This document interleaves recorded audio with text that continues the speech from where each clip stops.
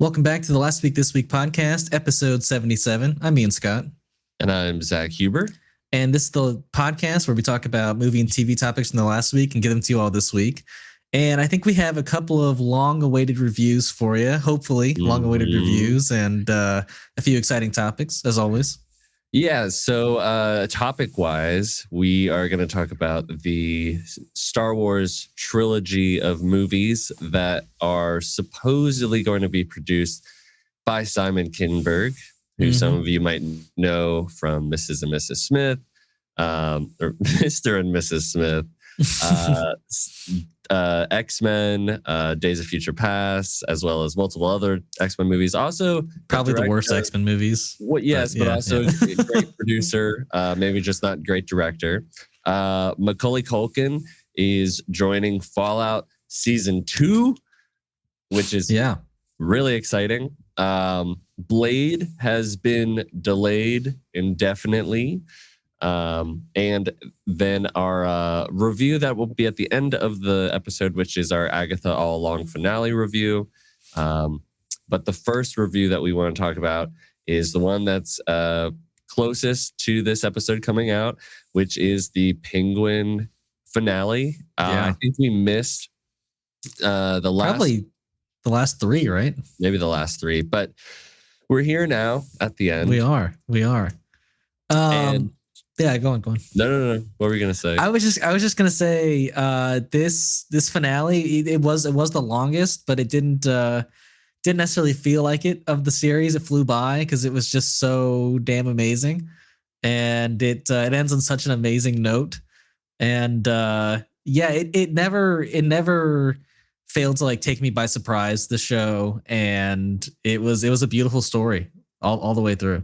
It was a beautiful story. It was beautifully written story. I'll say that. Yeah, it was beautifully written. Yeah, for sure. Yeah. It's definitely one of the most like vile stories of a character. But yeah. Before we go into, I guess, that final episode, I feel bad that we didn't talk about the two prior episodes, because I think there's things that happened in the episode just before it that was incredible, but also like deeply dark. All of the backstory with Oz was incredible, but it was some of the darkest shit I've ever seen. Where this little kid was okay with was happy to have a better life because his brothers had died. I mean, like that's what it came down to. And that was just like, whoa. I mean, that was the point where I'm like, I know too much about Oz now to ever root for him like I was the beginning of the season. It's crazy. It's insane. And then the reveal of this episode, the very beginning where we understand that his mother knew all along that that's what he did, and that she basically had made this deal with the devil to get everything she wanted and kind of leave her last son to do her bidding in a sense. So yeah, it's insane. It's a crazy story. I didn't expect any of that. But yeah, that was amazing backstory we got from him. Yeah, and the kid who plays him, so good. He's great. I love him. That was a great, for sure. That was a great performance of like from a kid. I mean, he's, who knows? I don't know how old he is, but like he did a great job. Like I completely bought him as a younger version, and he still had like this. He definitely was a bit like I felt like he wasn't very good at showing that he had emotion, because it didn't really seem like he had any, which is what I've at the core of it. Like I think Oz as an adult is very good at faking his emotions. Right. I think he still has a lot of them. I think he still has a lot of emotion at the end of the day. The ending of this whole show makes me doubt whether like any of his emotions are even real. You know, like if they're all an act, it's almost like he he cares too much about himself to like care enough about anyone else. That's what the vibe I get off the end of the show. Well, yes, it's I guess. Well, I was gonna say yeah, I understand that, but then Right. when something that we'll talk about happens towards the end of the episode, I think that he did that thing. He killed somebody because it was going to be a weakness for him to also care about that person. Yeah. So I don't think he's like devoid of emotion. I think he's very clearly an emotional person. Like he doesn't like getting made fun of. Sure. In that sense, yeah. Like, but I think everything that he feels is tied to him. You know, like I think, and we'll get to all that too. But like how he, I guess like fulfills the promise he made is such a like fucked up way to do it, and it only like scratches the itch in his mind, and it barely does because we see that he has to go through like extra lengths to feel like he fulfilled his promise. I don't know. It feels like a lot of it is a self-serving like thing. Yeah. Like when we get to the end of the episode and he's basically saying, you know, like it's all you ever wanted, Mom, and when we know it's so not. But it's like it's what he wants, right? It's what she said that she wants from him, and maybe it is what she wants, but when she not like that. Well, no, obviously not. Right? Because remember, earlier this season, she makes him promise to take her out if she ever got to that state, you know, and he doesn't do that. I mean, yes and no. I understand. Yes and no. Well, yes and no, because I understand people's thought process on that. I do think on one hand, like it's still even more fucked up that like he doesn't keep that promise in a sense. Right. But in another way, like yes, she is a vegetable, and like I guess she is at the end of the day what she didn't want to be, but it's not right. Like, but she's not exactly like the way that she was describing what she didn't want to be, which was like this I don't even know what's going on, can't take care of myself sort of thing. Like, yes, I mean, she can't take care of herself. I agree. That's why I'm saying yes. She can't even speak, or I mean, it's just like yes, the ideal thing would be is to pull the plug, right? And he doesn't do that, right? But I think it makes it a richer, more interesting story, albeit a really messed up one. Sure. I'm not complaining about the story how it was written. I'm just saying Oz is full on fucked up, and he's doing all of this for himself. I mean, it does point to he doesn't love her enough to do the things that even she like begged him to do. Exactly. Yeah. But I will say the turn that Sophia made in the last few episodes of this show, that's been a really favorite of mine, where she's realized that like she doesn't want the same things that like her father wanted, or even Alberto wanted. It's she wants to fulfill her like emotions and desires, and she doesn't care if it's going to lead her to more wealth, or she just wants to be happy and free. And so she goes into, I think, full villain mode, where she doesn't give a fuck about her family. She doesn't give a fuck about growing her state in her kind of portion of Gotham. She's like, I want to kill Oz and fuck with him, and then I'm done. I'm out. And so yeah, we had that amazing moment where last episode you thought she had just fully snapped and killed his mother, but she ends up sending this bomb down into the tunnels and destroying like a massive part of Crown Point Square, and killing a lot of the Penguin's guys. And I mean, I thought that was an amazing turn. And then the beginning of this episode, she's just full on like, you guys gotta full on get your baggage out in the open, so I can enjoy the spectacle and see you admit your darkest secrets. And I loved all that from Sophia. I did love it as well.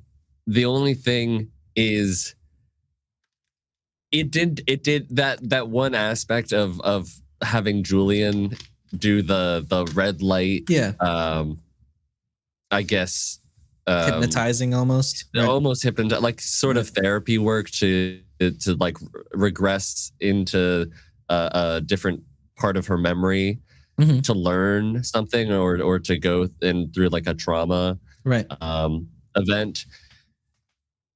It was like, because the writers wanted it to get to that point where they have this confrontation and this realization, but in actuality, like, they didn't really have much of a reason to be doing that. Like, that's betting on a lot that, like, okay, we found she out has that some Oz that she has like this some really secrets, right? And I'm like, I'm fine with it. It's the one thing about this show that I was like, you're betting a lot that like there's gonna come anything out of this situation. Yeah, I feel like that. I would slightly agree that like that character is the only thing that feels a tad forced in the whole story. Where if you took him out, I don't think much would change. Yeah, I don't know. I like the therapist Julian. I like Julian the character. Rush. Yeah. I think they're setting him up for more. It feels like, you know. Yeah, I agree. But I agree with you. Like, I don't know. I'd have to rewatch the show, but I don't know how much you could probably you could swap his character out with just a nice person that was nice, like that was nice to Sophia in Arkham, and then you never see them again, or something happens to them, and then out in the world, like, she could be talking with a different therapist. It didn't necessarily have to be the same person. Right. I think I saw people argue that like Dr. Julian Rush was in a sense. Well, no, just that in a sense, like that's how like he was the cause of a lot of character development for Sophia. Like without him, she doesn't come in touch with like her emotions, and she kind of just goes like fully insane. And I'm like, okay, but we don't see like him repairing her in that sense, you know? And I think we're left a lot to the imagination. The jury's still out on how I feel about his character. Yeah, that's fair. But I still love everything that happened. I just was like, the one thing about like, we're gonna put her under this hypnosis. We're gonna find out this dark truth, and we're gonna reveal it to Oz. I was like, don't you have other things that you'd want to do? Like, maybe we could just. She just wants to full on fuck with Oz. That's all. I know. I like what ended up happening. I just was like, and that scene, really, like with the four of them, was incredible. Was some of the best of this entire show. And the monologue that his mother has to him, it's just like, oh my gosh, heartbreaking stuff. And I love the flashback and how they did it, like when she's in the club and then she starts to break out of it and the red lights like, going over her face. Insane that she was gonna have her son be taken out by his own idol. Like crazy. Yeah, there's a lot of full circle moments that I really enjoy. Like the guy that he always wanted to be was the guy that was gonna like end up whacking him. Like the place where him and his mom were originally supposed to have their last moment is now we're trying to make it that moment again by bringing them back here. Right. And later on with, turnaround, he's got the gun pointed and he was going to do something in the first episode that he finally did this episode. And I will say though, but that like, it's such a nitpick, but like, the transition of how like Oz kind of breaks out and like gets her into that kind of I thought his breaking out of the chair was really like it was poorly written in my eyes, like compared to everything else. All he does is like brute strength, like the tape around his arms, and I'm like, I don't know. I didn't love it. I think it could have been done better. But it is very nitpicky, and like that's like my only complaint from this whole finale. Yeah, Um, it worked but for me. but I did love like what came after, and how like Vic was able to get the Triad's younger. I can't remember his name, Nico, or I can't remember exactly. Yeah, what that guy's name was, but he got like him to turn on his boss and like full on do a revolution and trick Sophia at the airport. I thought that was amazing, and that you had this like this montage of all the like underbosses being whacked by their like proteges, and Yeah, and yeah. the one where the girls beating up her boss with the dumbbells. Yeah. I mean that was brutal. Yeah. I mean, they didn't pull any punches for sure. And yeah. To go back on your nitpick though, if we want to base it off of what we saw from the show in terms of what Oz's strength is, It's and brute granted, strength. like he was trying, but like he it did seem like there was like an extra like boost of like adrenaline, and he straight up grabbed his mom on one arm and just ran out the fucking joint. Yeah, he's with his like 100, who knows, 50 pound, right? Yeah, something like mom, that. just grabbed her on one arm, just waddled out really fast. He's a tough guy. I'll give him that. He can do it for sure.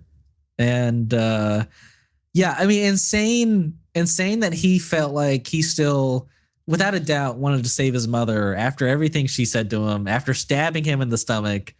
Yeah, but he's that devoted in a sense to fulfilling his promise. I wouldn't say to his mother. Well, I think he also is lying to him. He lies so much that he lies to himself. To himself. I could definitely see that for sure. But because he starts saying like when he sees Vic, he just starts immediately lying like Sophia stabbed me, like they did something to my mom. Yeah, but remember though at the end, like not right. He does right. admit in a sense. He's like, "Do you think she'll forgive me?" And he's admitting at that point that he knows he's killed his brothers. Yeah. Right. But there are moments. There are moments. Like he knows, but I think he also like tells himself stories so that he can just keep going. Right. But yeah, I think another one of the great points of this episode was him setting up with the councilman, like Sophia's downfall and pinning everything on Sophia and Salvatore Maroni, and just making it, this whole drug war that they can pin everything on Sophia with. And so that sets him up.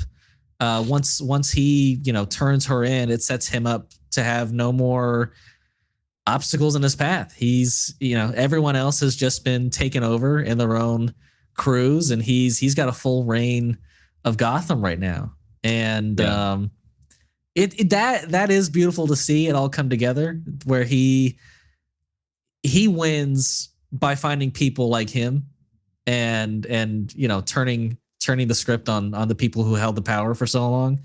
I thought that was great. But yeah, and then there's the other thing that I really liked about the scene with the councilman is that it was setting up a lot with what we're going to see in the Batman Part 2. Sure, where he's going to be influencing politics, probably. Yeah, and he has to, like the councilman said, look clean. Yeah, which he looks very clean at the end of the show. He's got the top hat and the tuxedo. It's very Penguin-esque, I'm glad he didn't put the top hat on. I was like, all right, it's I like the little nod, like let's not take this any further. Yeah, for sure. But I did like it. I don't necessarily expect him to be wearing a tuxedo like most of like Batman Part 2. No, but if we ever see him around politicians, that's what he's wearing, Yeah, definitely. And I think there was that little nod that like he's definitely going to be talking to Mayor Riel Yeah, they showed her this episode. So there's a lot going on in that aspect, which I find is really interesting because I do think that you will not have to watch The Penguin at all to watch Batman Part 2 because all agreed that you could talk about it in like almost a sentence or two, which is the same thing that he was saying, like Robert Pattinson's Batman was saying at the end is, you know, there was a power vacuum. The cops say that it was the Maronis and the Falcones going off against each other. Right. But one man's at the top right now, and I think it was him, and that's Oz, the Penguin. And just kind of allude to the fact that like in that power vacuum, he set up this gang war, and now he's on top. And that's all. Right. That's all. That's just like a short little thing in the Batman Part 2 that is just going to be talked about, probably in like a. Maybe. I feel like it's so easy to come to the assumption that like once Carmine Falcone died, he just took power. Like that's all you need to know. You don't even. But it's so much richer if you can. But also, going into speculation into the future. There's that bit in the jail where I love that Sophia gets that letter from Selena. And I was very happy to hear the theme song of Catwoman 2, and that was nice. Yeah, and I'm very curious what that is, because it's not that Catwoman is like a good guy, but I wouldn't say that she's like as bad as somebody like she's very Sophia in the middle, right? I'd be curious to know what that relationship looks like going forward. Right? What does she want out of Sophia?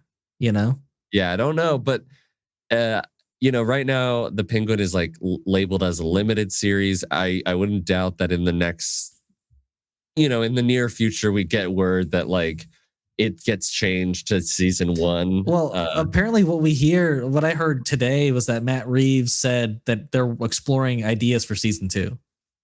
So it's very possible we get a season 2 of the Penguin. I'm not saying I want it, but I would be very happy to get a season 2 that takes place between like Batman 2 and 3. And right. we get, a bunch more story after we got a key piece in the Batman saga, right? And if anybody's watching this, it goes, well, no, they're gonna make Barry Keoghan's Joker series in between Batman 2 and 3. James Gunn shot that down. It's not real. Not happening. I don't. I know this is unrelated, but like I'm kind of glad that that's not happening. I really don't. I agree. I don't think he needs to be like the main villain of a movie and have his own show. That's a little too much. Yeah. I don't even think he'll be the main villain of Batman Part 2. No, but I'm saying for the third one that he'll be the main villain. You would imagine, but who knows? That's my thought. Yeah. It's my big theory right now is that they're building up to it.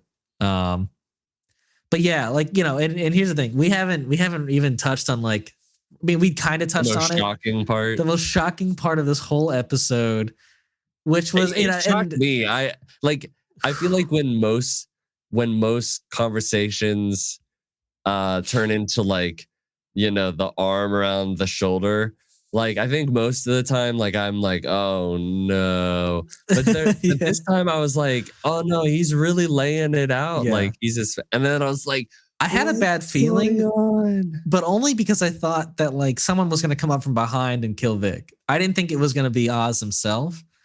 But like as soon as he said, family, I can't take you with me this time, I was like, oh shit. And like I was in so much shock watching him strangle the life out of Vic. I couldn't believe he did that. I mean, that is the final straw. If anybody had any ounce of empathy left for Oz, it's gone. I mean, you promised everything to this kid, and you saw so much of himself in you, and you're like, nah, he's gonna be a weakness for me, so I gotta kill him. It's like And spoilers for anybody who has seen or hasn't seen Sopranos and is watching it, but like it's very similar in my eyes to him killing Chris, right? It's like it just makes you hate Tony. It makes you hate Oz so much. I mean, and there's just no coming back. The Soprano bit, like we were saying that, well, Tony Soprano's mom isn't as bad as Oz, or Tony Soprano's mom is way worse than Oz's mom. Yeah. Now I'm like, is she? Because she hated her son this entire time, wanted him dead, but then just used him for her own self-interest. I still think, yes, that Tony Soprano's mom is worse. And I would say that because there isn't, I mean, at least I can't remember a real reason why Tony Soprano hates her son. It's just like she is just an awful woman, but at least Oz gave her a reason to hate him, which is killing her other two sons. You know, like that's a pretty understandable reason to hate your son. Yeah, but we were like, I remember when we had the conversation, it was like, well, you know, Tony's mom, Vivian, wanted to kill him. Like she put out a hit. And then, like, it's like, well, we can't really have that argument anymore. Right. Because she stabbed her own son, right? Stabbed him and was going to put the hit, was going to have him executed. Yep. It definitely was the most shocking part. But I think when it comes down to it, the scene at the end of the episode is the one that I feel like, with the villains that they've been doing for this Matt Reeves universe, they all have a psychological profile. And I think that that's something that the Arkham games did really well, and stuff like Watchmen did really well, is you can understand who these people are because they have some sort of mental problem. And it's so like rich to dive into it. And at the root, you would have never, I don't know if I really realized it until the last two episodes, but Oz is really just like suffering from an Oedipus complex where he is in love with his mother. And, I mean, you fully get that at the end, which is so disturbing. Yes. And so, like, I think that's, like, because when you look at it, like, yeah, Oz is like a gangster and whatnot, but really sets him apart from other gangsters and to make him, like, you know, quote unquote, like, super villain. And Batman, sort of like crazy kind of villain, is like, this is a man who is a narcissist liar and also is like disturbingly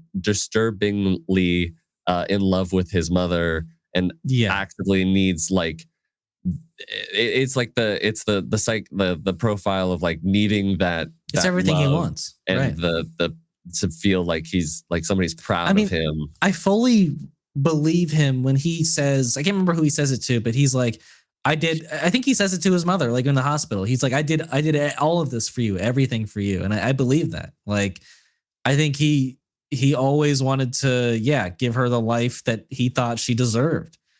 And but it's just the way that, like, even young Oz is like, about, like, how he looked at her, smile, and when you don't really like, and you smoke your cigarette when you're thinking a lot, and I'm like, why are you watching your ma so much? Like, I don't know. And he got jealous. He wanted his mom to himself, and he he killed them. He killed his brothers. And so I think that's what really, that's what the show boils down to. And it makes Oz like an even more disturbing individual. Yeah. He's an ultimate villain in this universe now. Like, it's funny is that I was talking to a couple of friends of mine about it, and they were like, well, the Penguin, he could be, like, they wouldn't have a problem if he was the main villain for the Batman Part 2. And I was like, I don't think that's going to happen. At the time, I was like, I don't know. But after this finale, he is so much of a villain that, like, I would not have a problem with him being a main villain. Like, he is that good.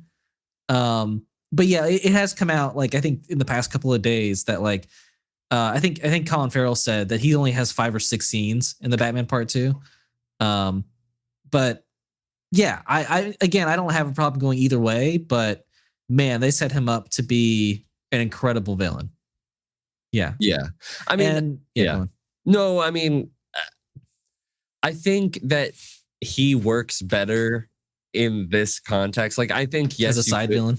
I think you could have him as, well, he's still like a big player. You know Yeah. what I mean?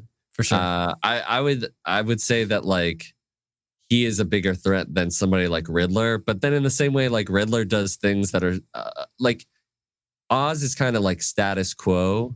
And then you have other people who are like completely gonna like destroy shit. So Right. if anything in the future, somebody like Oz would eventually want to team up with like Batman and help in some way. Cause like he's looking at the Riddler and he's like, this fucking insane person just Right. like blew up the dams. Like I'm trying to make money. I'm trying to rule the fucking city. Sure, You know? sure. Very different goals. Yeah. So in that way, it's like he works better, in my opinion, as somebody who's connected to the underworld, to other parts of like getting into like re-election, or not necessarily Sure. re-election. It won't be that, you know, But like working behind the like scenes with the mayors and all that right. stuff. And that is something that fits better because the whole point of even the first Batman movie was like, we're exposing the system and we're going to change Right. things. And he's not really somebody who's going to do that. He's just like,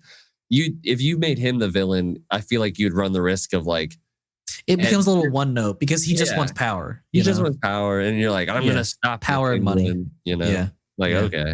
For sure. For sure. Yeah. You need He's him to be yeah. paired alongside another villain, I think. Yeah. Yeah. I think so. for sure. I think it's more interesting that way. This was really interesting to like go down into the depths and have this really cool crime story. Yeah. But when you introduce someone like Batman into it, I'm like, I don't, you know, like it becomes a little bit more like Saturday morning cartoon. Like, Sure. I could see that. But yeah, I think we leave this show in an amazing spot, and like the future of Oz is in an amazing spot where he doesn't have any more family. He's got his penthouse on the Upper East Side.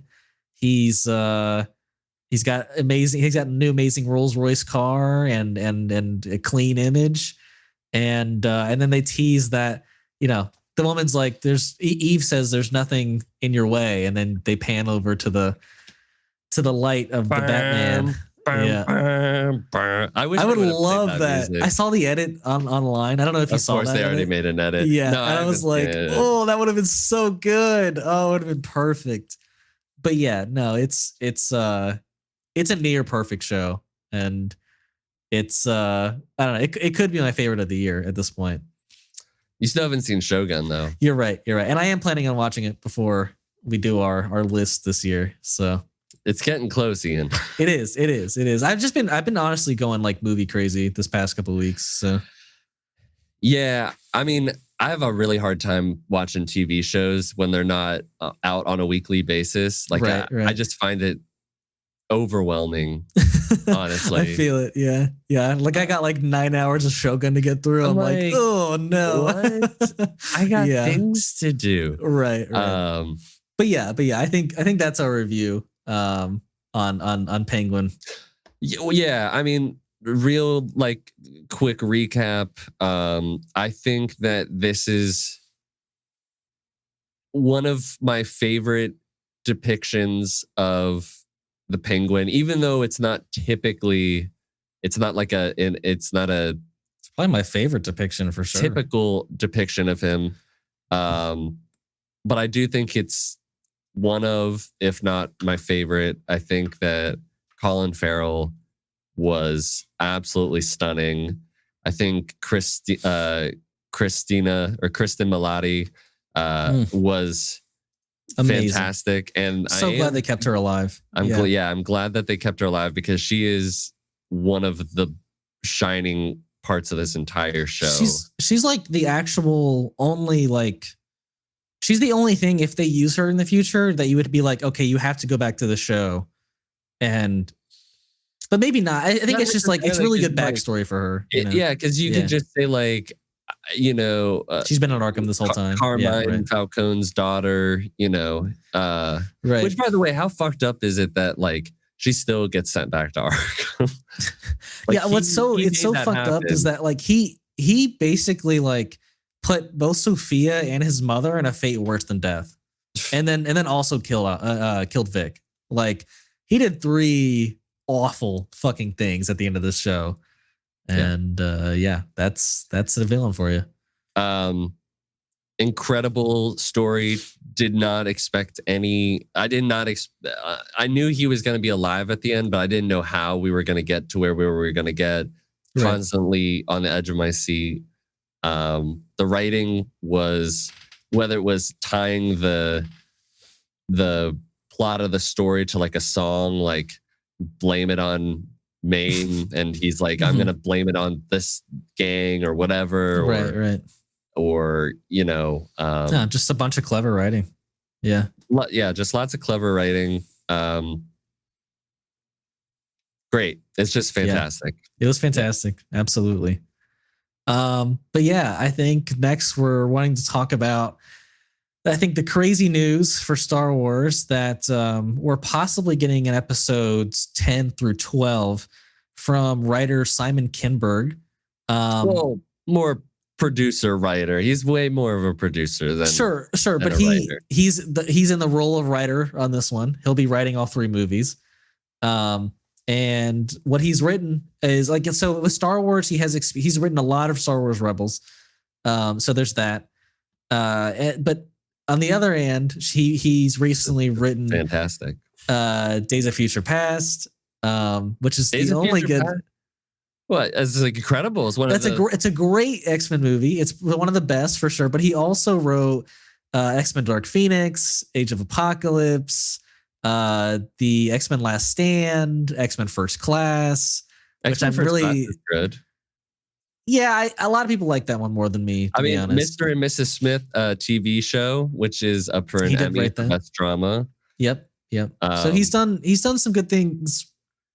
He's done one good thing recently for Sherlock Holmes. Yeah, he did Jumper as well. I'm a fan of Jumper.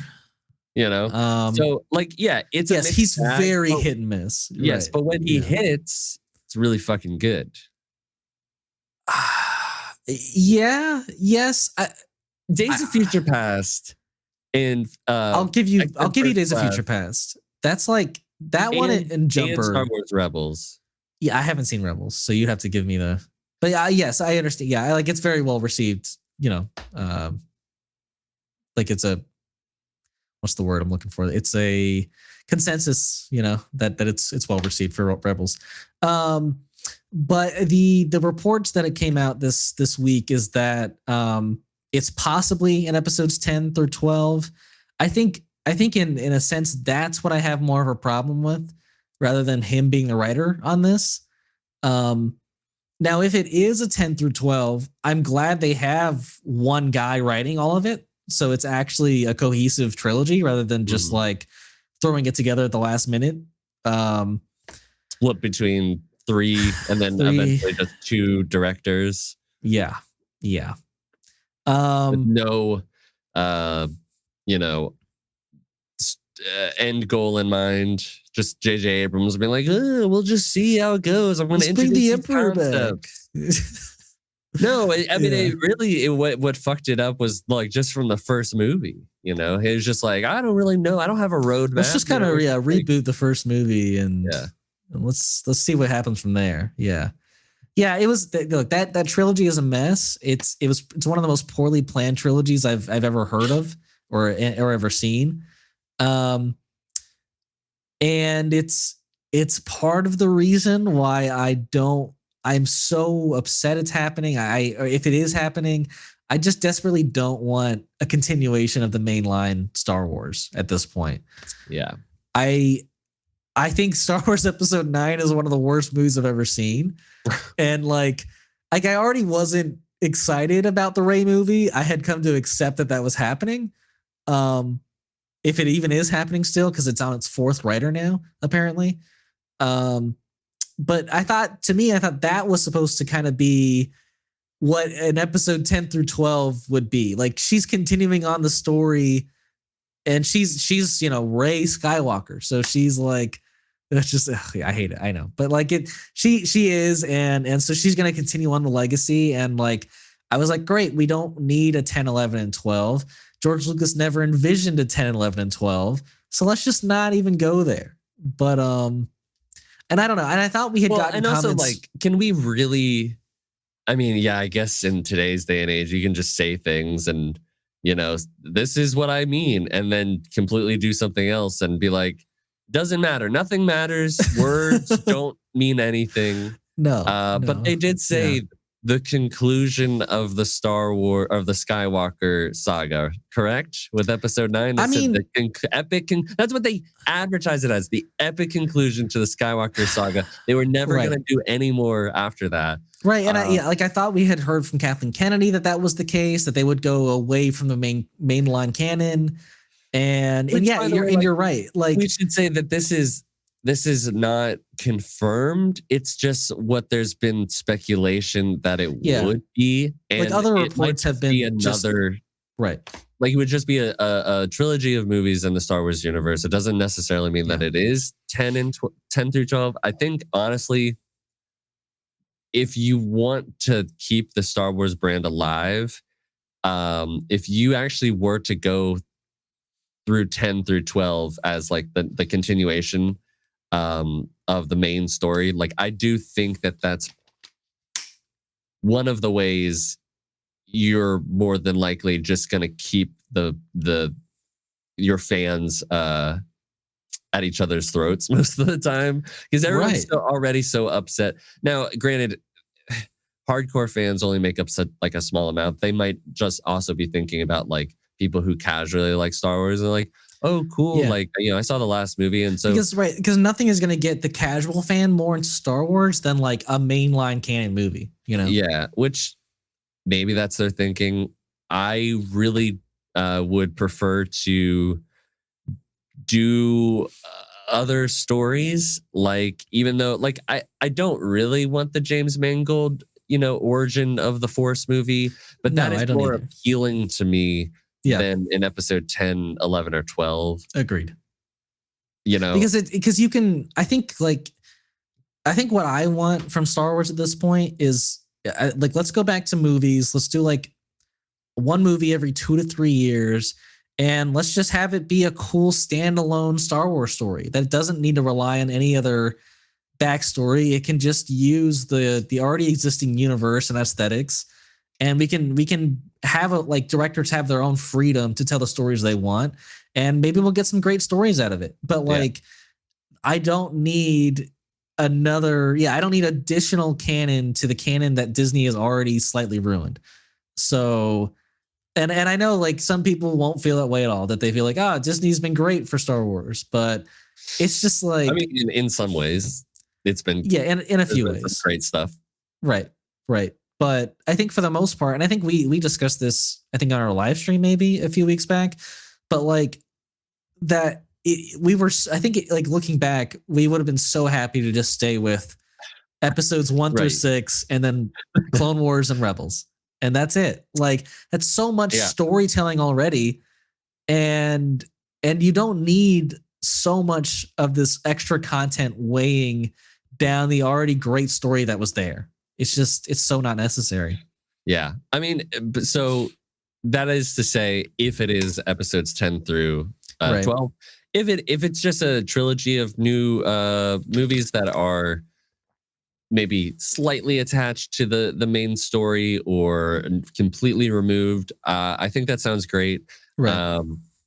Personally, this just is another thing in the long list of Lucasfilm announced movies.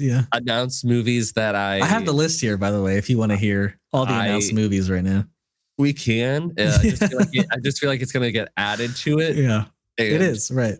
6 months later, we're going to hear Simon Kinberg is no longer making the attached to do the trilogy, but they still like the idea and they're moving forward. They're just going to find some somebody else to attach. Right.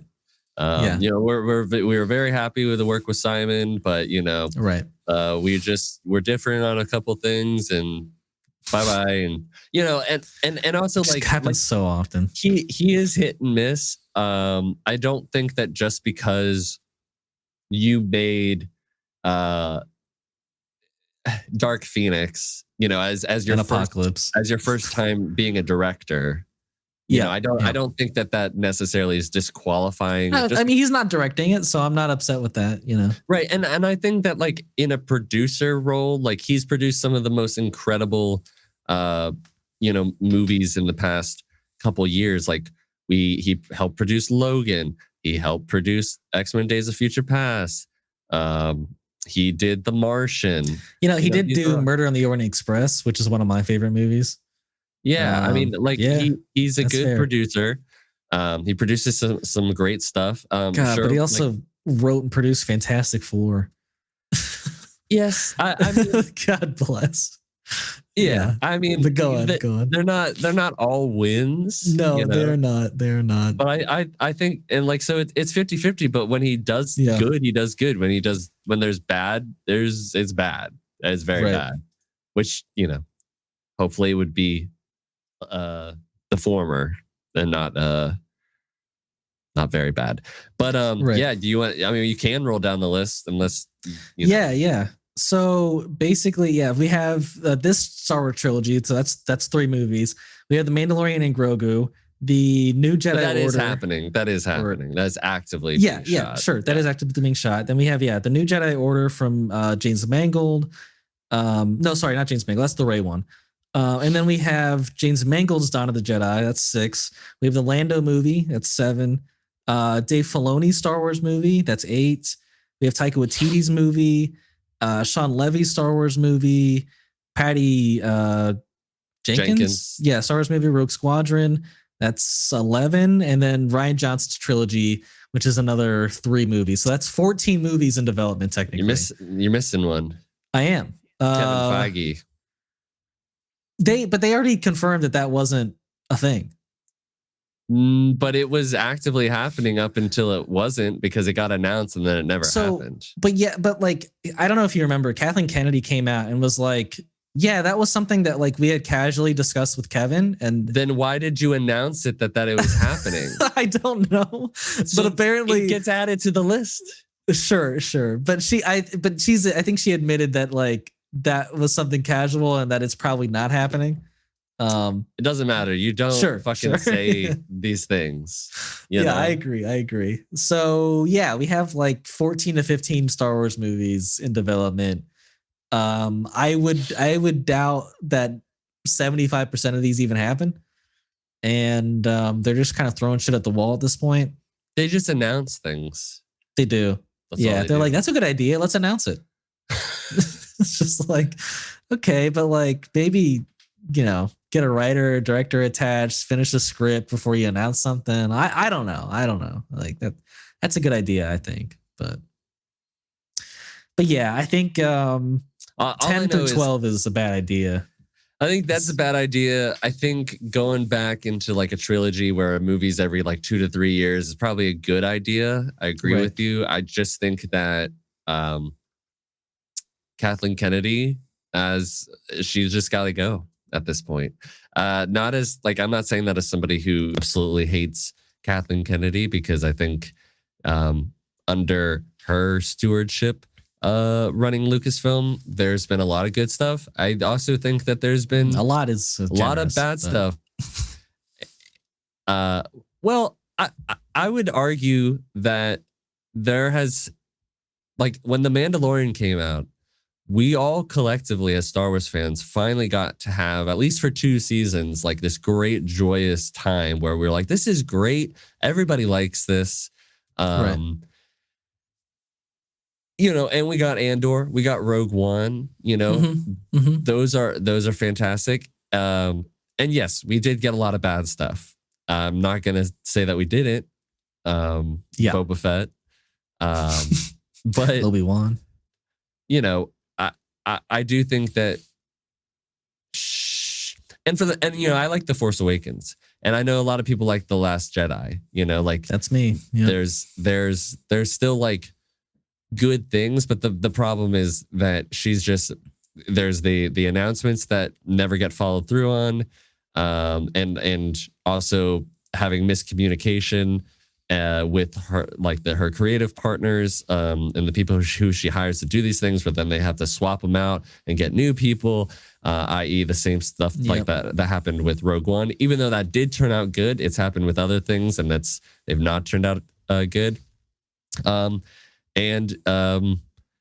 I guess in general, not having a roadmap of what the fuck they're doing. And it's just like, let's just make content to keep selling more Star Wars stuff. It's like they just want to keep the brand in everyone's mind so that they keep, like, I think this last year alone, they sold like $1 billion in Star Wars merch.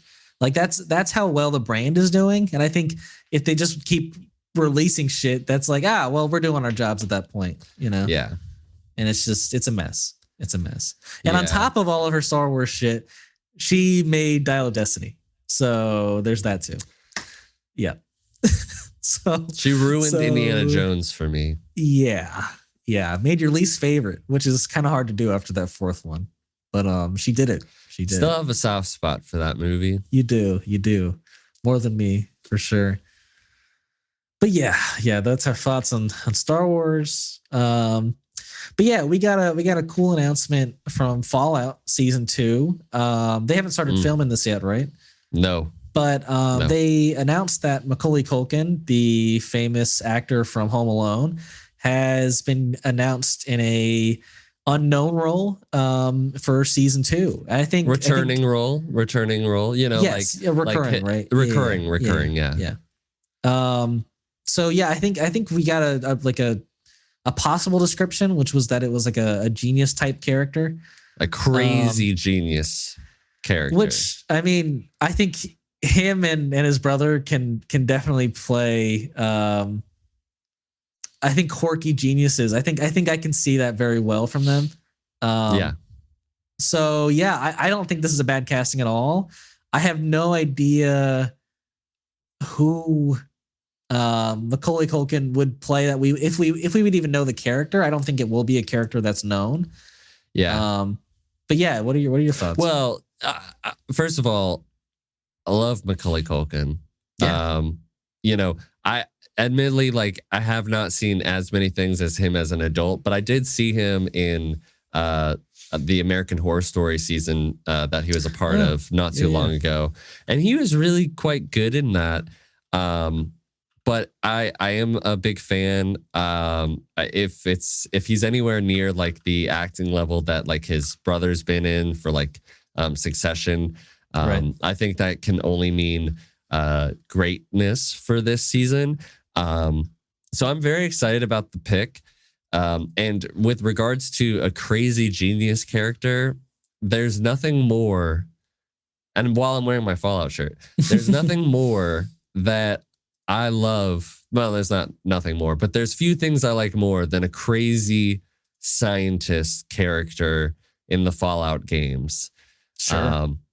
I love a crazy fucking genius who's been pulling the strings and could be pulling the strings, but just is like doing some absolute like twisted thing. Or just like is an insane person running some disturbing experiment. Right. And I'm like, perfect. I love it. Now I was trying to think like, who could he be? And you know, like my brain is probably not as sharp to recall different characters from the games that he could return. And no, but I'm assuming you would pull from like New Vegas, right? I mean, that's that's where we're going, right? Yeah, but like you don't necessarily have to. I mean, like it's been 10 plus years since like Fallout 4. Right. And so like since New Vegas, I forget how many years it's been, but it's been a long time. So like people could move. It could be a completely new character, which is more than likely what I think it's gonna be. Right, but you believe that he might like belong to some faction that we already know? I would imagine that it would be either like a vault scientist in one of the vaults around the New Vegas area. Sure. Right.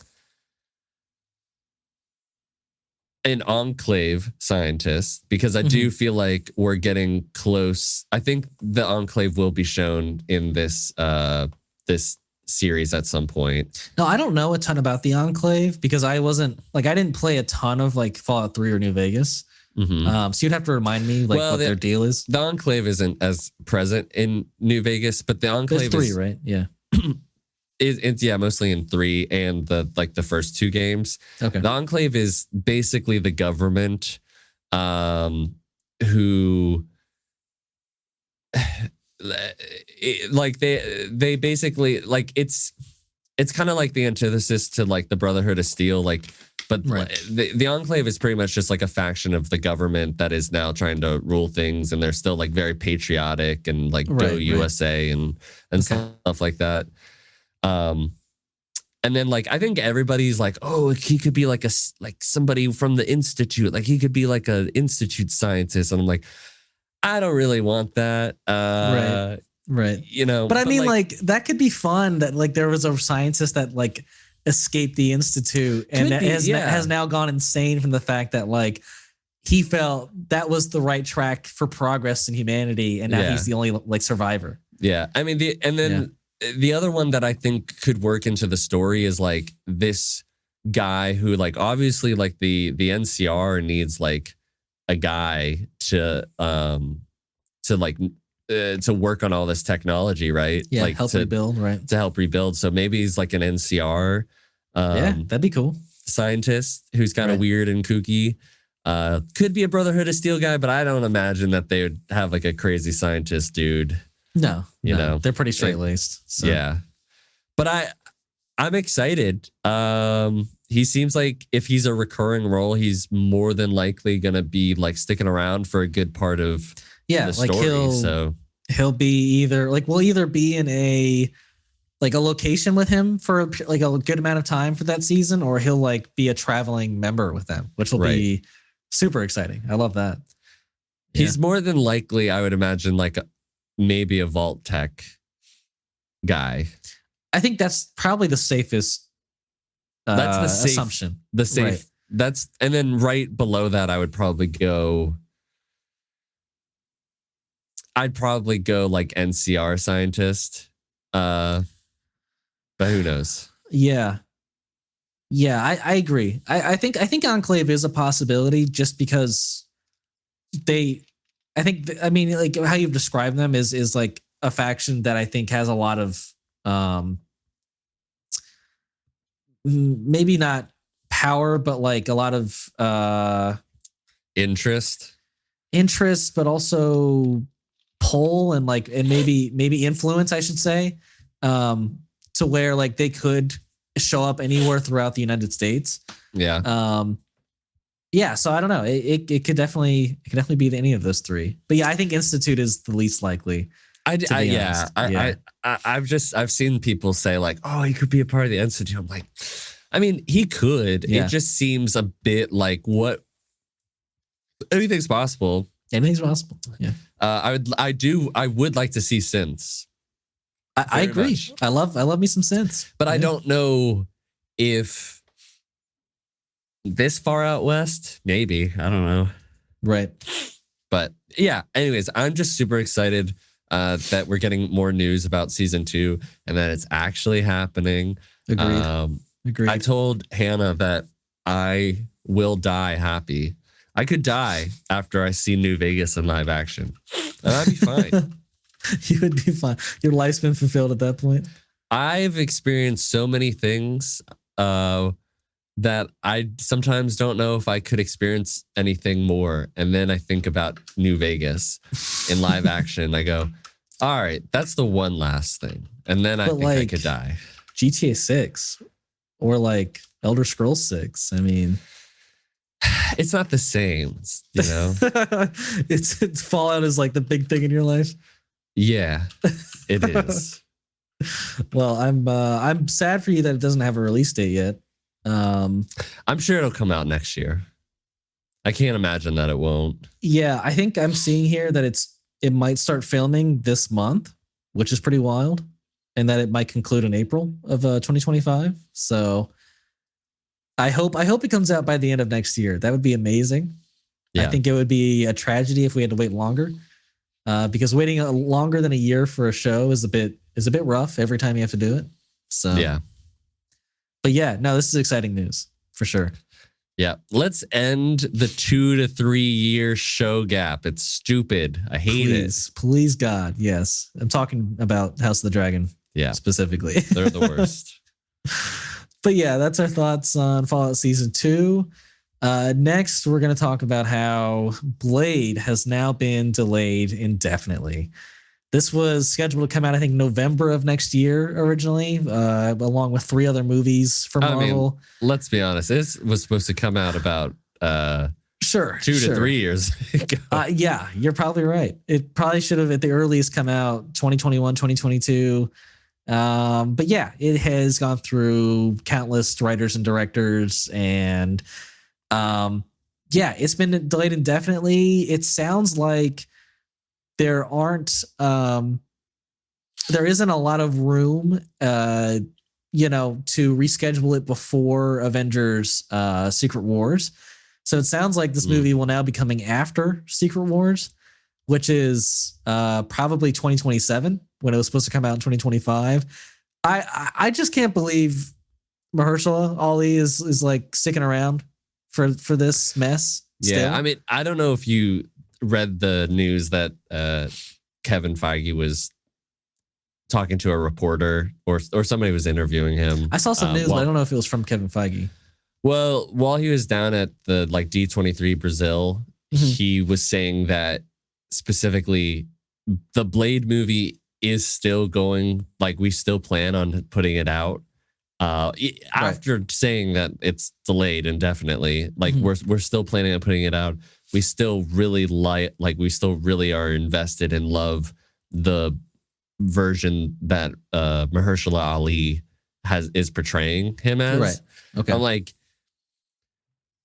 I mean, he was 45, I think, when he got announced as Blade. Like, we're gonna get him in like when he's maybe 52. If this comes out after Secret Wars, maybe 53. So he was this was out in 2019. Yes. Right? I think he was 45. So yeah, 45. It'd be 45. Yep. So look, I not surprised that this got delayed indefinitely because the script wasn't even done yet, and it was a year out from but I'm just saying, like, it wasn't done and it's a year out from being released if it was going to stick to that November 2025 release date. So there's no way it could make that. And I think that it just, at this point, you couldn't get it out. It just doesn't really fit, like you said, into the Marvel release schedule. Like where does a Blade fit into the ongoing story that's going on? Yeah, like honestly, it should have been a Phase 4 movie, like that came out with all the other like new heroes. Should have come out like very close after Eternals. Yes, agreed. Yeah, after Shang-Chi or something. And you had like, while all that was going on, you had Moon Knight, you had Werewolf by Night, you had Miss Marvel. We just but I'm talking about like specifically like this like more supernatural like thing going on. Like it would have been perfect, and like it's very disappointing that this hasn't been able to been I guess correctly realized. Like it hasn't. It's in a way, like I am glad that they're not just like, well, we said we'd make a Blade movie, so we'll just give them whatever we've gotten so far. Like there does seem to be some sort of quality control going on, and for sure,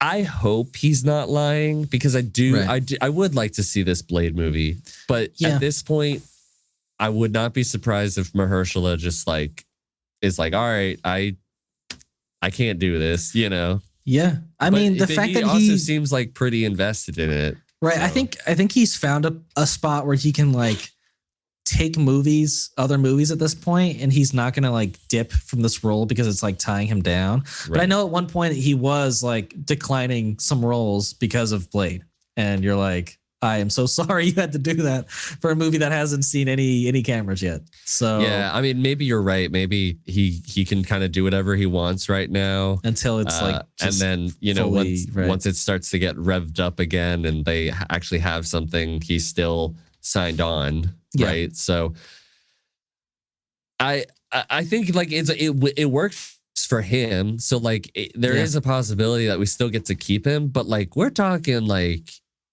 he could be in his mid 50s by the time we get this movie, and like right, yeah. And you're like, like what's the future of Blade then at that point, right?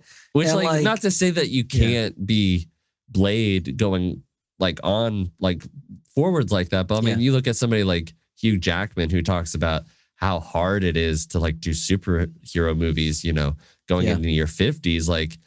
If you were to stay on track for another 10 years with Marvel, you'd be playing Blade in your 60s.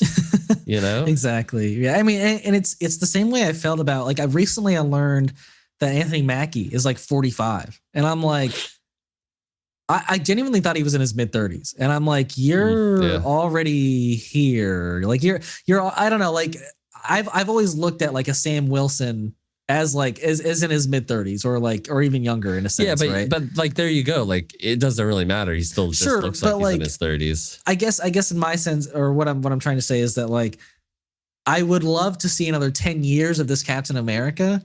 Will we get that? Will he want to stay around for 10? I think he said he wants to. But like age does, like you're saying, age does play a factor in things, like, and to play a superhero in your mid to late 50s is probably going to get taxing. I agree. Yeah.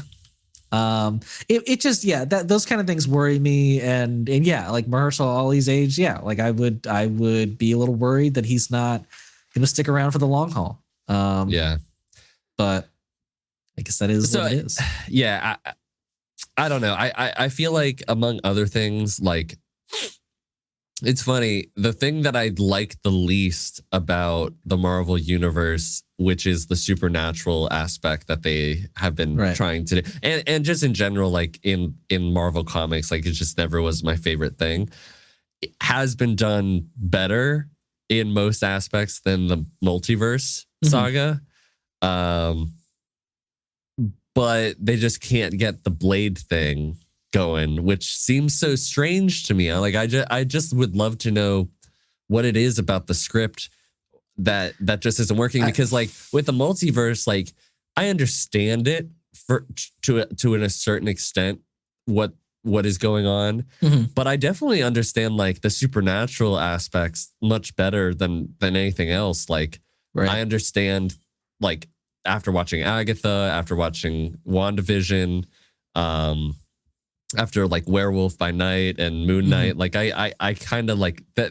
It makes a little bit more sense than the multiverse, but like we can't get Blade, who's I don't know, just fighting vampires, like, which should be like one of the easiest scripts to nail down in a sense. But yeah, I don't know. I think my theory is that there's just too many people who like need final approval of this script or of this idea, and none of them are consensuously happy with it. Like it's just like if Mahershala Ali isn't happy, then like, the writer or the director or Kevin Feige isn't happy with it, and then they start from scratch. And it just, I feel like it's probably just a never ending cycle.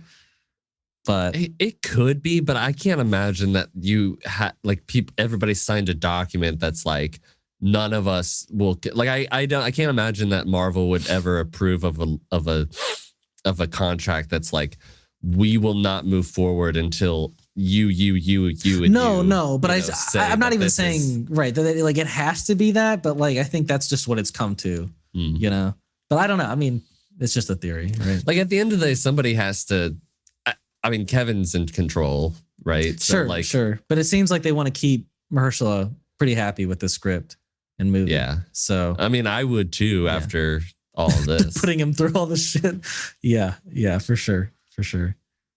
But I think we can expect to see this probably the same year we'll get a new X-Men movie. which is insane. Yeah. 2027 probably. Yeah. So don't wait too long for that one. It's just forget about it and then think about it again in like 2 years. It's already left my mind. I don't even. Good. What are we talking about? What's Blade? Good. I don't know. I don't know. I mean that Blade movie from like 25 years ago. Yeah, that one. But yeah, let's now move on to our last review of the day and review Agatha All Along, the finale. I guess we'll be reviewing 8 and 9 because those were released at the same time. But yeah, I know that you had kind of mentioned earlier that you had your you like this finale, but you had your problems with it. So I don't know if you want to get into all of that. Well, the things that I really liked about this finale, I really enjoyed this narrative that's been spun through the entire show has been done like again and then again, with the fact that like Billy made this road. I mean that you get that reveal at the end of episode 8, right? And I love that. I did too. Yeah. I thought the reveal was really great. And then also to tie in that, you know, how Agatha knew all along, right? That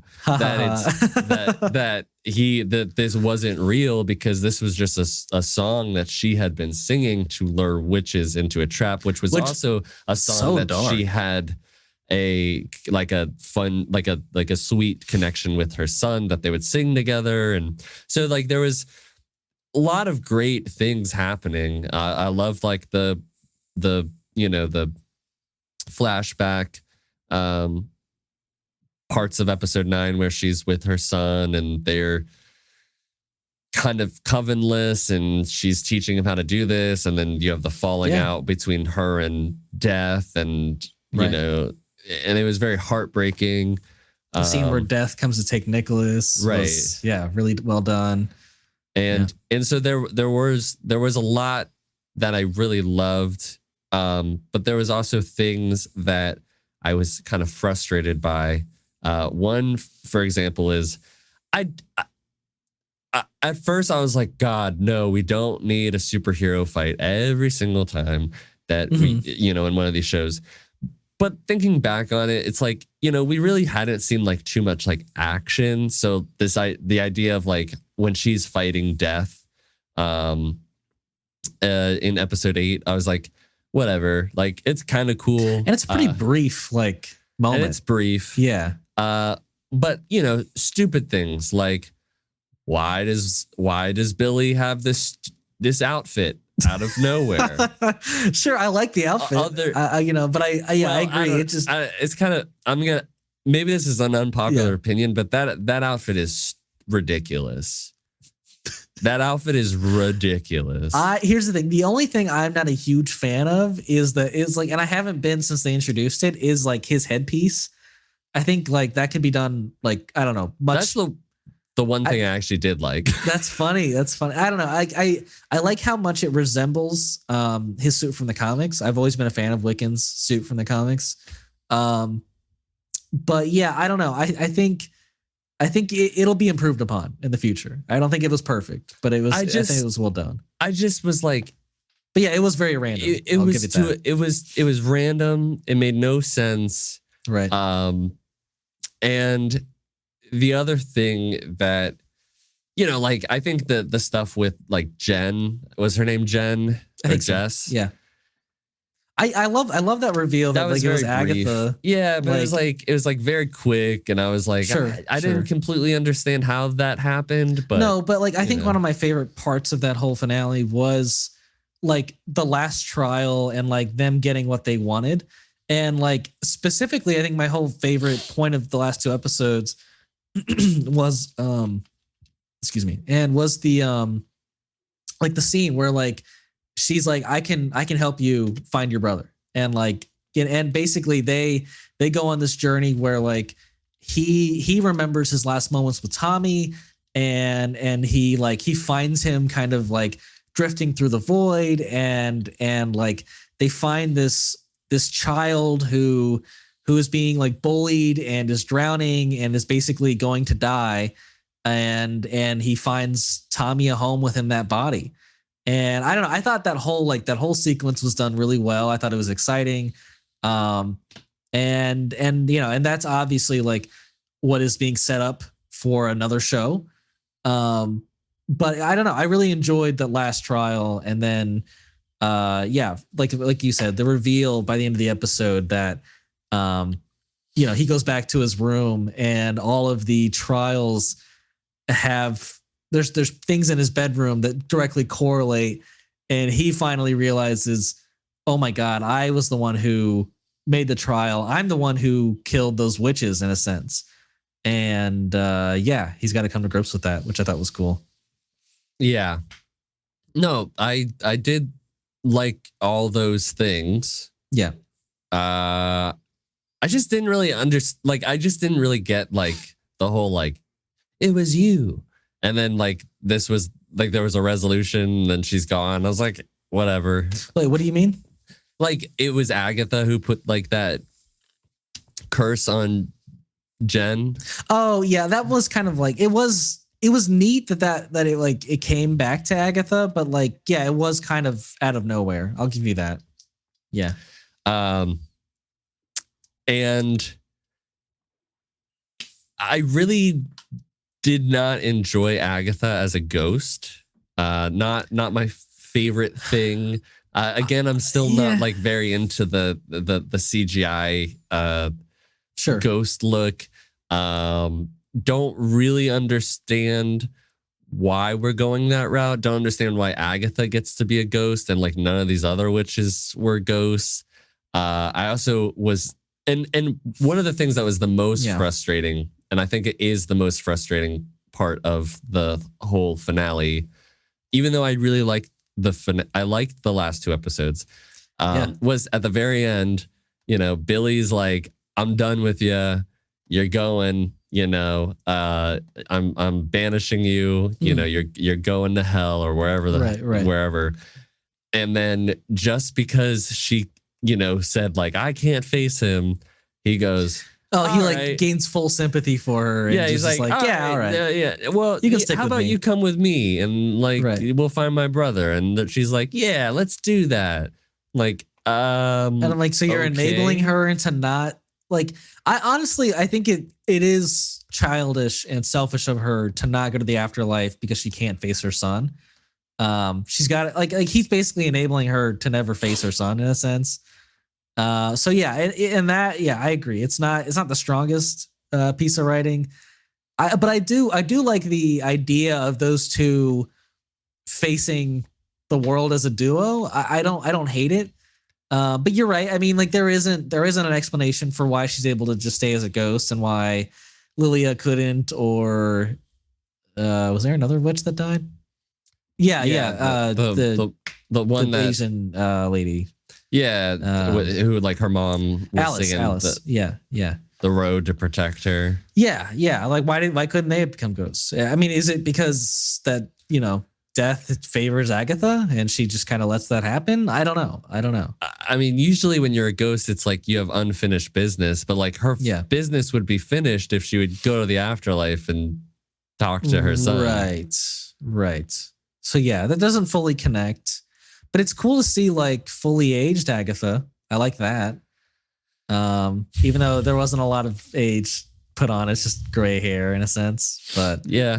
No, I get it. I get your gripes. Like part of me was like, it would have been so much more fulfilling as a finale for like Agatha to be like, I'm gonna go like face my son and like have. I would have liked to see her and Nicholas Scratch. That would have been nice. But like instead, like it just to me, it felt like the same reason that we had like Billy show up in that stupid suit was just because, well, in the comics, he has an outfit that looks like this. And then in the comics, Agatha is actually... Well, but also, like, they're keeping her around because she's a fan favorite. Like, yeah, well, yes, there is that too. But also, like, I think that it's like she... I might be mistaken, but like she is kind of a mentor to other magic users. Okay. And like is, also typically depicted as being an older woman. Right. So you had that aspect Sure. of it that was like, well, you got to see her as an old woman, as a ghost. You could just leave her, like, is she gonna stay like this, astral form the whole time? I hope not. I hope she like gets to be a ghost, but also like gets to materialize into like a. But then she's not a ghost. I mean, you can't like, materialize. You could. I mean, you can already see the ghost, so like you are materialized. It's just like more solid looking figure. Because it's just like it's gonna be weird. I'm just saying, like at that point, you're removing all consequence from death in the Marvel universe. If you can just stay around as a ghost and then materialize again, like it doesn't have any meaning anymore.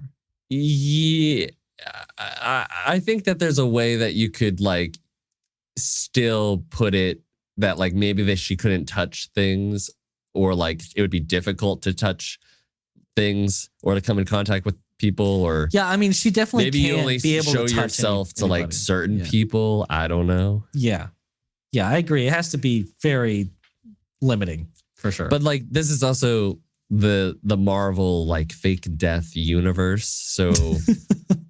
Is our argument really going to be like, well, now you've taken the consequence of dying out of the entire thing, when every person who dies eventually comes back?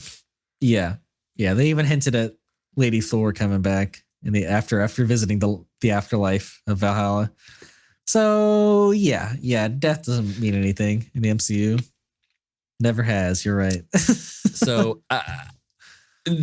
Now I know those are two like very like negative things, but I did think that overall the way that the story was able to weave in like the origin of the road to like how it related to Agatha. Yeah, I mean that whole episode was just great. That whole episode 9 where they go full in depth on her and her son, and how her son was the one who made up the song, and how the road never existed, and how she just basically made it up to lure witches and kill them over and over and over again for hundreds of years? Yeah. I mean, hundreds of years. In that sense, I understand why she wouldn't be able to face her son. I mean, but she was already doing that. I know, but like to basically go to him, because I think Nicholas would have greater wisdom than a child at this point. I mean, I could be wrong, but I think anybody would be upset about the fact that they had to help aid their mother in killing countless people, and using the song that he created to do it is pretty dark as well.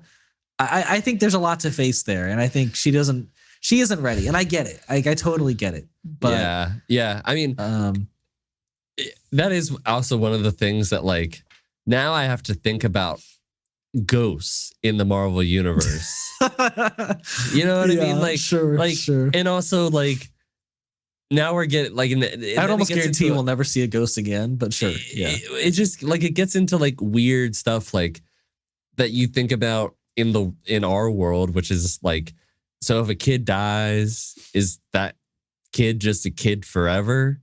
Like that doesn't make any sense. True. In my brain. Like I'm like, that would suck. That would suck, right? But like, but logically, that would be the case in a sense. But like, does it make any logical sense? Why? Why would you stop aging? Because you're a ghost. You don't age as a ghost. But then Agatha, but then what is your being? Like you're not in this body. Like it's just like these things that. Yeah. But now I have to think about it. No, I bet if they keep Agatha around, I'll see another ghost in the universe. If they ever do a season 2, then I think sure they will. Well, that's the thing. Do they do a season 2, or do they just fall like they continue the story with like Vision? They have like Speed. I think that would be enough. In Vision. I think it would be really great to see Vision, Speed, and Tommy kind of reunite in that universe. Although I think the problem there is that like White Vision, even though he gained all of Vision's memories, he has no memory from that time of WandaVision, Like that was just a form a vision that Wanda made. And so he has no memory of those kids. And I bet you they'll just do some magic and be like, oh, I remember. Like Billy has to do some magic on him. Sure. Yeah. I mean, it's just, that's why I, like, at least in like and like they could blow this, when it comes to DC's turn into, the DCU. into the supernatural. Right. But like, in my opinion, the DC universe treats magic as like a superpower. Right. Whereas like the Marvel universe is literally having they really go into like the supernatural and it gets kind of like spooky, and we're talking about heaven and hell, and it gets very strange. And I'm like, I don't want this in the Marvel universe. Sure. I just I like Agatha. I like everything that's happening in Agatha. Like, I think it's one of the best things that like Marvel's done lately. Absolutely. Which, like, if you were to say that, before the show came out, I would have not believed you or myself, for sure. I'd been like, come on, really? But like it's just like I don't know. Like, yes, it's magic, but they were treating magic like as a superpower, which like works for me. But then when we start to get into like ghosts and afterlife and stuff, I'm like, all right, this is just getting a little too much for my comic. No, I get it. I get it. Universe. Yeah, I get it. Yeah, because now you're saying there's ghosts and gods and possibly vampires and just there's just so much different shit that just doesn't fit together like in this universe. Like, because we talked about how like the Asgardians are pretty much just like on another planet. They're pretty much aliens, right? Yeah. And so, but then it's like, well, when Jane dies and she goes to like she goes to Valhalla. Right? It's like, well, so there's this Norse like Asgardian afterlife. Yeah. But it's different from the afterlife of like ghosts of humans on Earth, and also like, well, but also where like, does the Egyptian afterlife fit into all this from Moon Knight? Like, but also there's an afterlife that the Wakandans go through. It seems like right. Yeah. So like, like what is going on? Are we establishing that like each different, if you're Egyptian, you go here. If you're like a white person, you go here. If you're Wakandan, you go to this. Like, is that how it works? Seems like it. Yeah. And then it's like, well, so there's no one true, like, and then you piss somebody else off because you're like, well, there's no one true God. It's all just different religions. It's all different religions with different afterlives, and which like maybe that is how it is. Maybe that's how we should all think about it. I don't think that that's the truth. There's probably no God, but whatever. But anyways, but just going to comics, it's like, whoa, this is way too much from when we were like it was already like a lot when you got to Endgame. You're like, wow, look how far we've come. Right. Since but it still didn't feel like an immense leap from Iron Man. It still felt like, yes, it was a big one, but it wasn't like from Iron Man to where we are now. Because where we are at now is just insane. Yeah. Yeah, we got fucking celestials bursting out of the earth, and I did say earlier that like Marvel still, I feel like, has treated the supernatural better than the multiverse in some ways. This is probably one of the weaker parts of it, right? For sure. But I think they'll come around on the multiverse and have an amazing finale. It feels like so. I hope so. It'll eventually be treated better than the supernatural of MCU. I hope so. I think it will. But yeah, I think that's our review. I was very happy with the show. I was very happy with the finale. And it sets up more story that I want to see. It wasn't the perfect finale, but it was satisfying, and I'm pretty happy with it. Yeah. But yeah, this is the time of the podcast where we tell each other what we watched in the past week, or now I guess it would be 2 or so weeks. Have you got to watch anything? Well, my friend, I got to see Heretic yesterday. How was it? How was it? There's a lot of people with some so right now, for the last time I saw it was a 93% critic rating, Yeah. like 73% audience rating. I saw it got like a C+ in Cinema Score, which kind of worried me.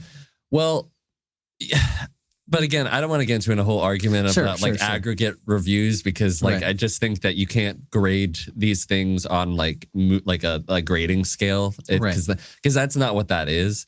But anyways, there's a lot of interesting takes about this movie, and I really don't know how people are gonna react to it, because on one hand, there's the camp that I fall into, which is like, this is a genius movie, and I absolutely loved it.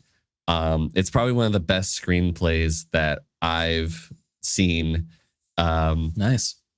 Like screenplay wise, like it's up there with like Whiplash, Ex Machina, Inception. Like it is great screenplay. Okay. The performances are incredible. It's just extremely engaging, and it's extremely thoughtful. Yeah. And I took away a lot from it. And then there's another side of people who are basically walking away from it as like moderator on like atheist subreddit, explains to you why you're wrong for 2 hours. And I think that if that is what you take away from this movie, I think you're missing a lot. I think that you're not treating it with, I don't think that you're actually, at least in my opinion, I don't think that you're seeing in between like what is happening in certain exchanges between characters, what they represent. And I guess in some ways, like you could say that somebody makes a leap, but I don't necessarily think so. And it's hard for me to go into like spoilers and explain myself. Right. But I do think that it is not as surface level as that. Okay. And I don't think that if you go into it and you're like, oh, I want to be scared, like, and it's a spooky movie, like you're also going to maybe be disappointed because it's not that kind of movie. Okay, interesting. Because like some of the trailers looked incredibly spooky. I mean, it has horror. It is spooky. It is scary. Right. At times. I feel like it's going to get me pretty good if I do watch it. I mean, it's not a jump scare movie. Yeah. That's good. What I mean? Like, at least, yeah. There's horror for sure. Right. But there's a lot more to it, and I would absolutely like urge everybody to watch it, because I think that I think the purpose of that movie is to make you think about what you believe in, right, and kind of push you on why do you think this way. And I don't know. I think it was a very interesting. I thought the script was brilliant. I hope you watch it because it's really good.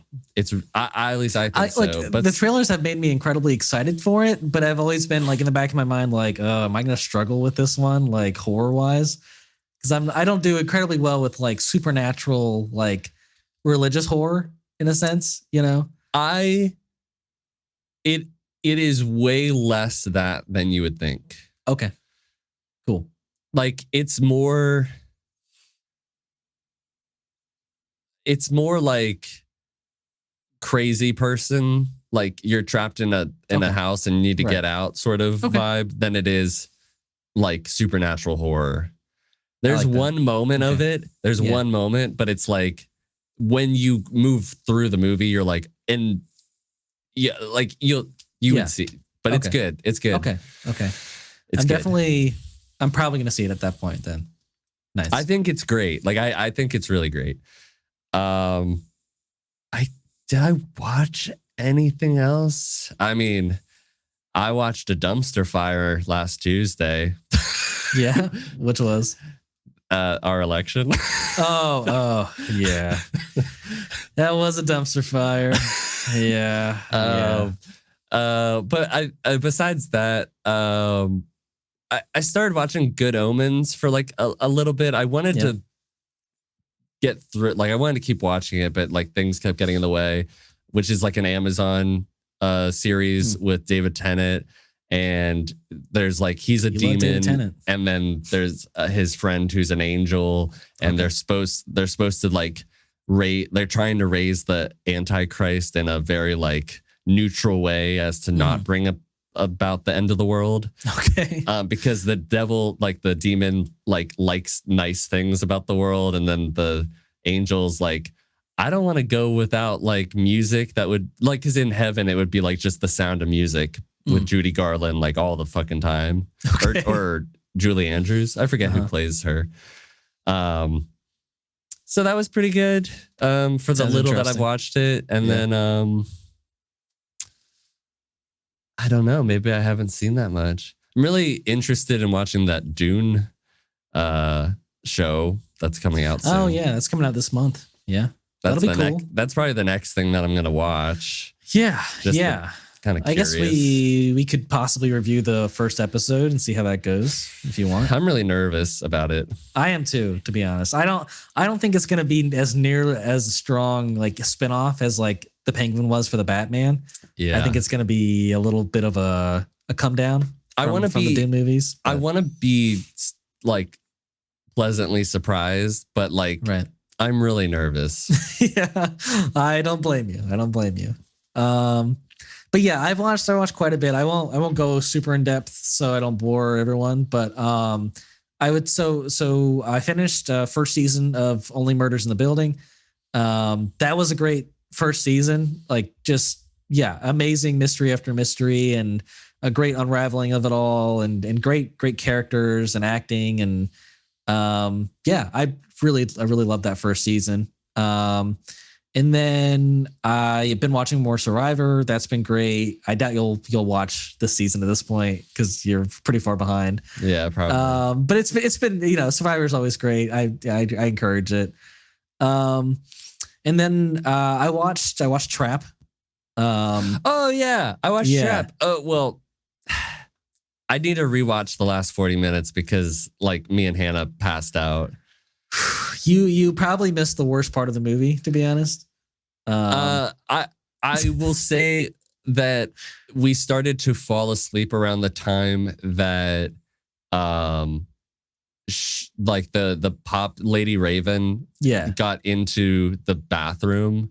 Okay. And like he's screaming and everyone's screaming outside the door, and I kind of like, oh, how'd she get his like the phone?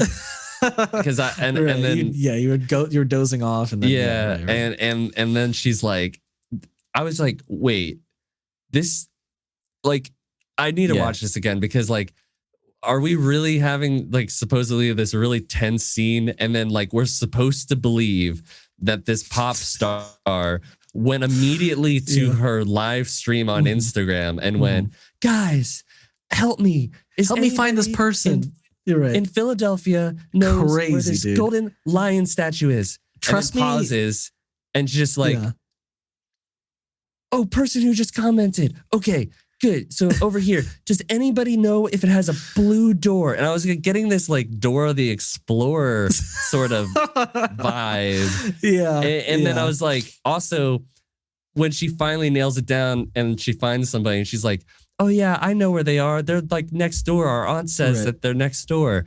And then she goes, all right, go get your family and break into that house and get this man out.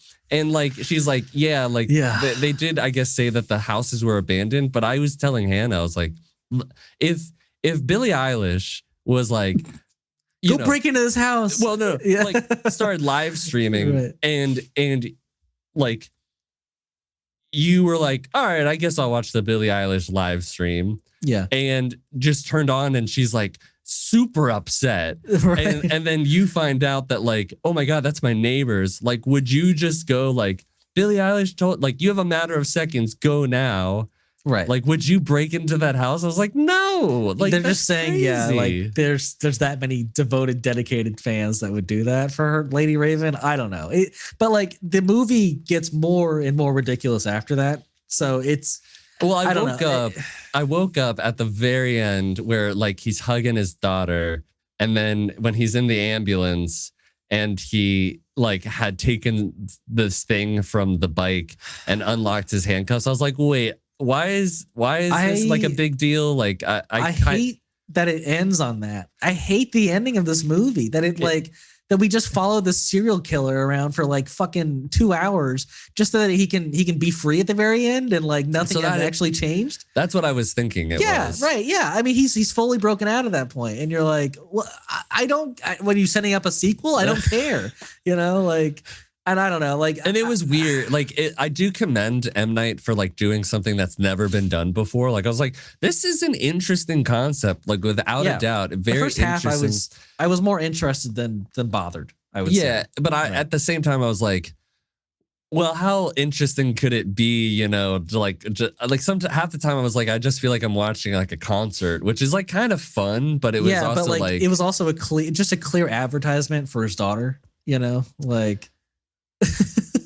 Maybe, yeah. I mean, Bill, she wrote and performed all of those songs, and so there was just points of the movie where like she's just performing, and you're just watching her perform, and you're like, all right, I guess. And then there'd just be like a drastic cut in change in tone, and it's like, all right, we're back in the thing, and I'm like, I guess.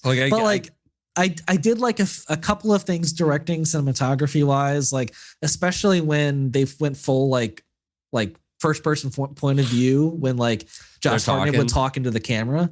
I enjoyed that because like you got the sense that like he was a charming guy, but also like something is seriously off with him, right? Yeah, like at the beginning of the movie, I was like, is this really bad acting? That's what I was thinking the same thing. I was like, I was almost uncomfortable watching him because that's not who he is. He's trying to act like. But I was like, is this on purpose or is it on accident that Josh Hartnett can't act like a dad? You know, like him acting as a dad was just uncomfortable to watch. Like it also came from other people, like that other mom. The redhead. I was like, she's acting kind of strange too, but he was definitely like super odd. Yeah, unnerving. Super off, for sure. So yeah, I gave that one I think like a 2.5. I wasn't really feeling it. I'm probably gonna go like and watch the last 40 minutes when I get to Hannah's, just so like we can just know what happened. Yeah, you should. Which I don't know if I want to, but it's an experience, man. There's some like, here's the thing. I think you'll laugh more than anything because there's just some crazy shit that happens. I mean, it was in. I'd love. I can't wait to see it because like I paused the movie when she was in the bathroom. I was like, how is there 40 minutes left of the movie? Yeah. There's a lot more that happens, but there probably shouldn't be that much more. Jesus. Okay. Yeah. But yes, I also watched another serial killer movie called Woman of the Hour. I didn't know that was a serial killer movie. Yeah. So that's Anna Kendrick's directorial debut. And so that's based off of the real serial killer, I think it was called The Dating Show Game Killer. Was like his serial killer nickname. That's catchy. The dating show killer serial. The dating show game killer. Yeah. The dating show game killer. Yeah, I'm pretty sure that's what his nickname was. But I mean, that one is such a better written and directed movie, to be honest, than Trap. Like, I mean, that is a serial killer that is just like harrowing and chilling to like watch what he does. He's creepy, but actually like incredibly charming to people to lure people in. And he's like, just everything he does is, I mean, a lot of the movie is focused on him, even though they kind of market Anna Kendrick as the main character. I think that's where I was kind of thrown off with that one because like her story with the killer isn't like necessarily the most important thing in the movie, even though that's the focal point.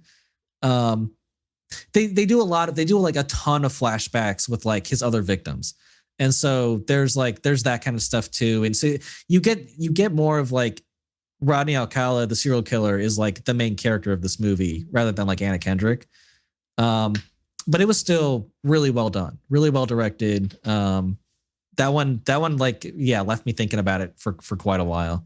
So I'd recommend that one. I do want to watch it. The only thing is, and this is just like my personal opinion. Mhm. I just don't like Anna Kendrick.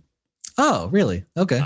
I just she's really well. She acts really well in this one. I think I don't know. She's not even the main character really, so you don't have to like focus on her for too I know long. it sounds like I don't know. Like there's just I've never liked Anna Kendrick. I don't know what it is. I just don't.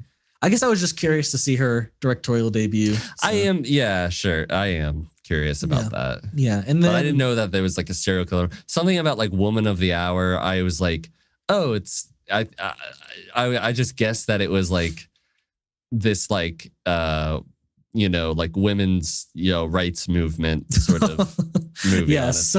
so different than that. Yeah, she plays an actress in LA, a struggling actress. So. Gotcha. But yeah, and then I also watched Quiet Place Day One, and what did you think about that? It was decent. It wasn't anything like that was surprising per se. You know, like it very much retreaded the same waters of the first movie, and I don't know. Like I listened to a review afterwards too, and like he nailed it, and I was like, it's just like what could have been exciting was that like this is day one, so people are trying to actively figure out what they need to do to survive. But like so early on, like right after she wakes up from the first attack, there's like helicopters going over that are saying you need to be quiet. And I mean, like they figure it out so early on in the movie. The first day they figure it out. So I don't know. I think that was a bit of a bummer, but like. I thought Lupita Nyong and what's Joseph Quinn, those two characters, they played really well off each other. Really good story between those two. But I don't know. I just felt like I needed more from the story than that. Yeah, I mean, I agree with you. Like it's probably my least favorite. It's just a little safe. I don't know. But I really enjoyed. What I enjoyed the most was the story between her character and his character. Right. And a cat. And the cat. Like there were some Frodo. beautiful moments, like when they go to the club and they finally have the pizza, like all of that stuff was great. Yeah, and I think it was a truly like I thought the story was beautiful. Yeah, where he made her feel alive on like basically her last days, and she returned the favor by keeping him alive, Yeah, it was really well done.